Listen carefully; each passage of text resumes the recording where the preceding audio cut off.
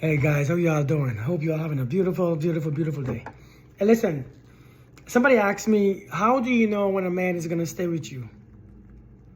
Through the thick and the thin. How do you know when a man is gonna stay with you and marry you? How do you choose a man that you know will stay with you until the end of time?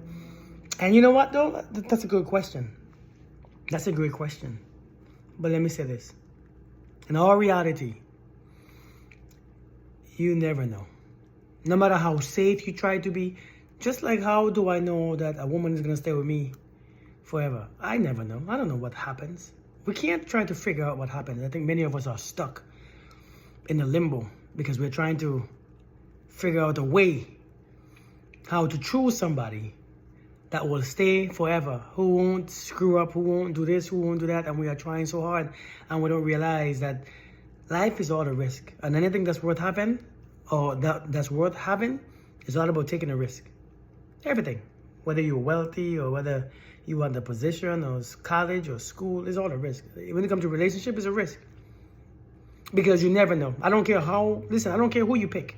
You can pick the most spiritual man of God in the entire universe. He can be the man of God, the woman of God, the pastor of the church. You can never say that you're going to be 100% sure that they're going to stay with you. Now, you can assume that you know, and you can have a strong feeling, but you don't know this.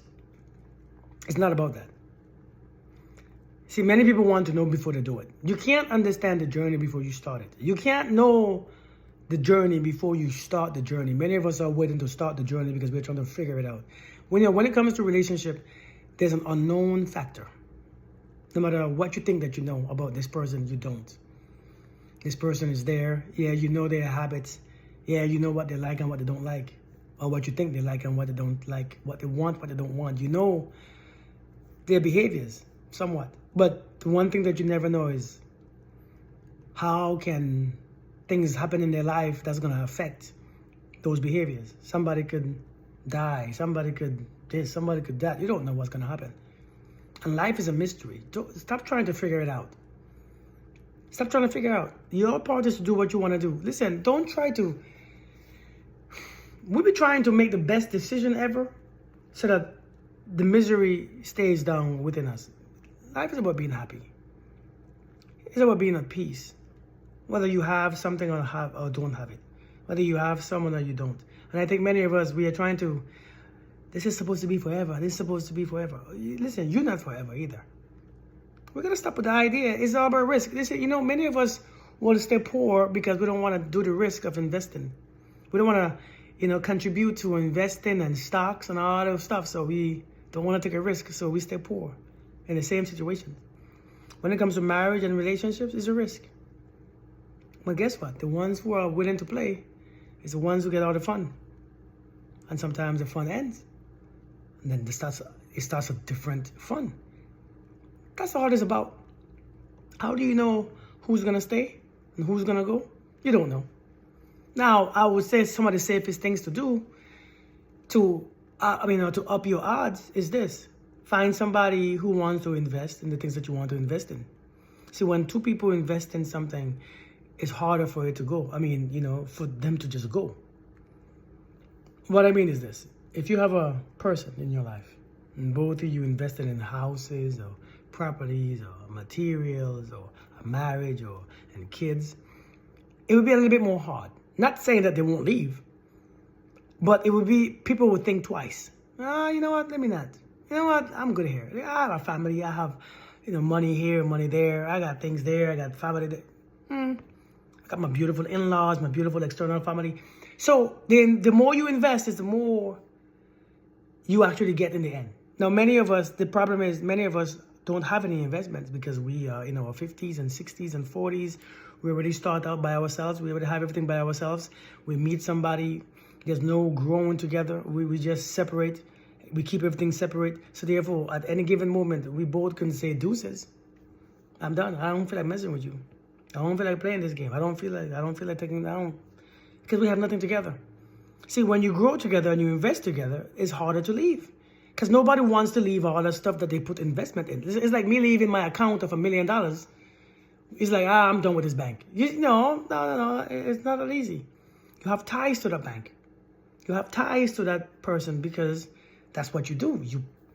You have this entanglement of your life, your gene pool, your finances, your thoughts, your energy is all there. So you don't want to leave the energy. Now, I'm not saying that people won't cheat or make mistakes or do something stupid, but they will, but still. The pull is harder to pull away. So I'm saying, how do you know for sure that somebody's going to stay? You don't know. You never know. I don't care who you choose. I don't care who you so comfortable choose. I don't care how much vetting you do, how much questions you ask. You will never know.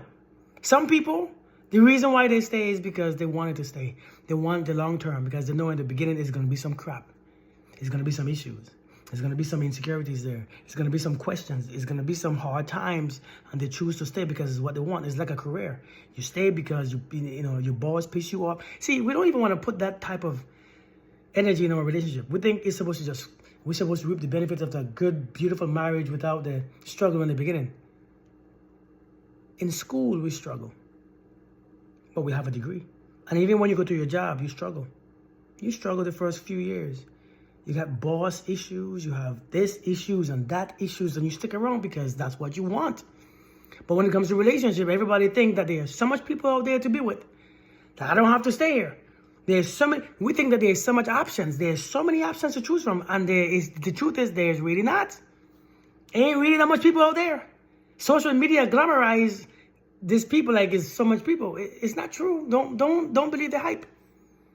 It's about taking a risk, and it's about making a commitment to that risk and staying with your commitment. And when something is over, it's over. Be committed to the end. Just like how you are committed to the middle and the beginning. Be committed to the end. When it's end, it's end.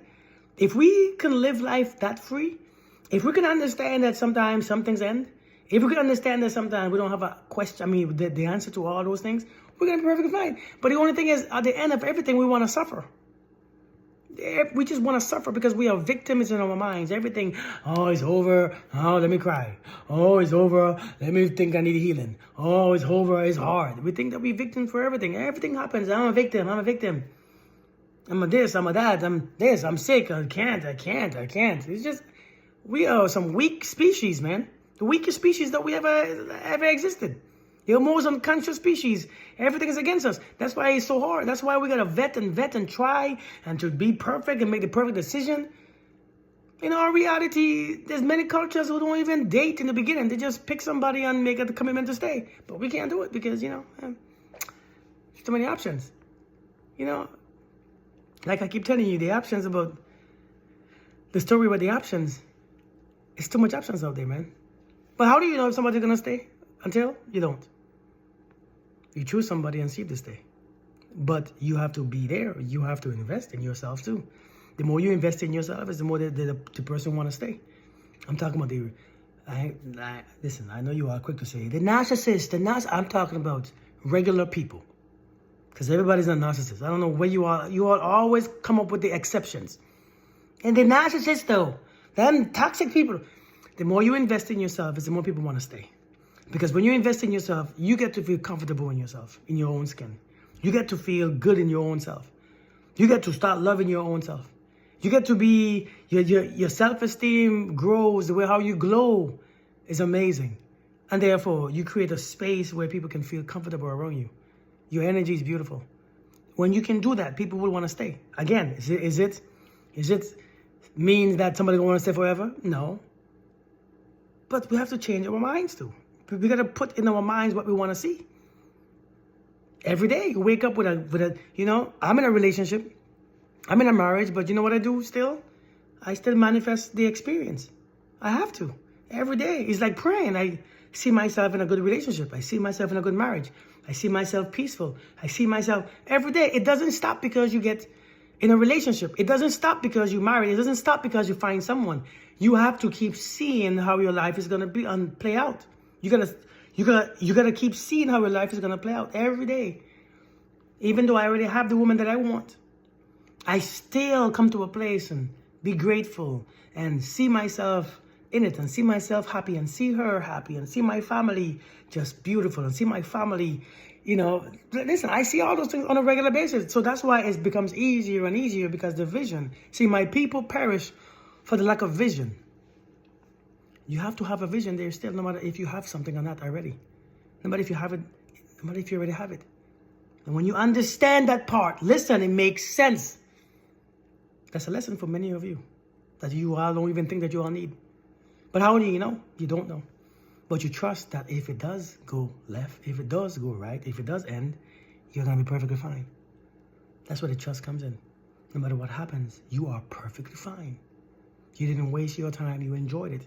The reason why we were so frustrated is because by the time we're supposed to enjoy it, we were there wasting time being scared and being anxious and being insecure. So when it ends, you're still miserable. So you're miserable the whole relationship, and then you're miserable because the misery comes to an end. So that means, and then you keep being miserable because it's finished. You're wasting your time. Enjoy the damn thing while it's there. That's why you have it. Enjoy it while it's there. Enjoy it while it's there. Because if you can't enjoy it while it's there, when it's gone, you're going to still be miserable. Did I do everything right? Did I do the best I can? Did I? You never know. You are talking about another human, another separate life form, another separate life. You will never be sure. But that's not what holds you together. Be that space that you want to experience. The person might stay. I'm just saying.